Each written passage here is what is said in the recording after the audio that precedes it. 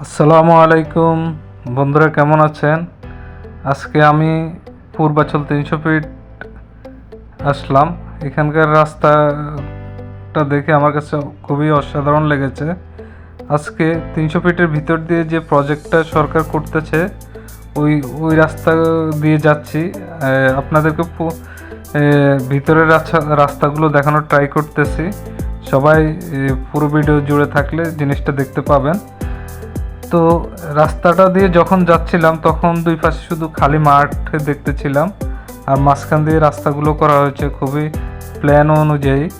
তো যখন অটো মামাকে জিজ্ঞেস করলাম যে এই জায়গাগুলো কীরকম খালি নাকি, তখন উনি যেটা বলল, উনি অবশ্য ওইখানকার স্থানীয়, তো উনি বলল যে না, এগুলো এক সময় খুবই ঘনবসতি ছিল, এখানে অনেক মানুষের বসবাস ছিল, কিন্তু সরকার যখন সরকারের আয়ত্ত জায়গাগুলো নিয়ে যায় তখন এই এলাকার মানুষজন আসলে বিভিন্ন দিকে ছড়িয়ে ছিটিয়ে যায়, সেই জন্য এই জায়গাগুলো এখন খালি অবস্থায় আছে। সরকার অবশ্য এগুলো বিভিন্ন কোম্পানির মাধ্যমে প্লট আকারে করে হস্তান্তর করতেছে মানুষের কাছে, এখনও পুরোপুরি কমপ্লিট হয় নাই। এখানে সরকার আসলে অনেক ধরনের প্ল্যান আছে, বড় বড় কিছু প্রজেক্টও এই এরিয়াতে করবে, যেহেতু সরকার এটাকে একটা নতুন শহর হিসেবে গড়ার একটা প্ল্যান ছিল। তো ওভারঅল সব কিছু মিলিয়ে আসলে রাস্তাগুলো অনেক সুন্দরভাবে এবং প্ল্যান অনুযায়ী করছে, যেটা আমি যখন রাস্তা দিয়ে যাচ্ছিলাম তখন জিনিসগুলো দেখতে পেয়েছি। আবার মাঝে মাঝে একটু ভয়ও কাজ করতেছিল, কারণ রাস্তার দুই পাশে অনেক গাছাড়ি বা চোপের মতো অবস্থা। তো যখন এর ভিতর দিয়ে যাবেন, দুই পাশে শুধু নিরিবিলি রাস্তা, কোনো মানুষজন নাই, তখন ভিতরে একটা ভয়ভীতি কাজও করে যে কোথাও কোনো বিপদে পড়ে কিনা, বা এই ধরনের অচেনা জায়গাতে আসলে অনেক সময় ড্রাইভাররাও আসলে বিভিন্ন চক্রের সাথে যুক্ত থাকে এবং তারা অপরিচিত লোক বা ওইরকম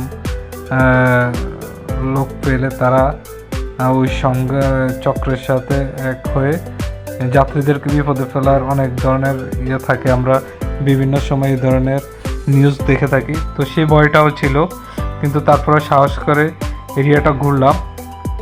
দেখুন কত বিশাল একটা চত্বর, এগুলো একটা সময় দেখবেন এখানে কোনো না কিছু অবকাঠামো তৈরি হয়ে যাবে দেখার মতো, যেহেতু একটা আবাসিক এরিয়া করতেছে, এখানে প্ল্যান অনুযায়ী সরকার কাজ করতেছে।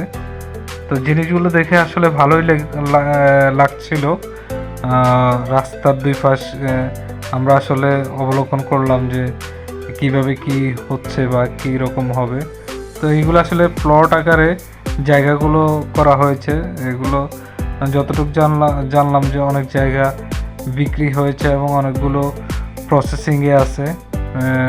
এগুলো ওভারঅল যখন মোটামুটি সরকারের যে প্ল্যান ওটা কমপ্লিট হবে তখন হয়তো বা লোকজনের কাছে হস্তান্তর হবে এবং মানুষজন এখানে বাড়িঘর করতে পারবে, তখন অবশ্য এই জায়গাগুলো আর এরকম খালি থাকবে না, একটা আবাসিক একটা এরিয়া হবে।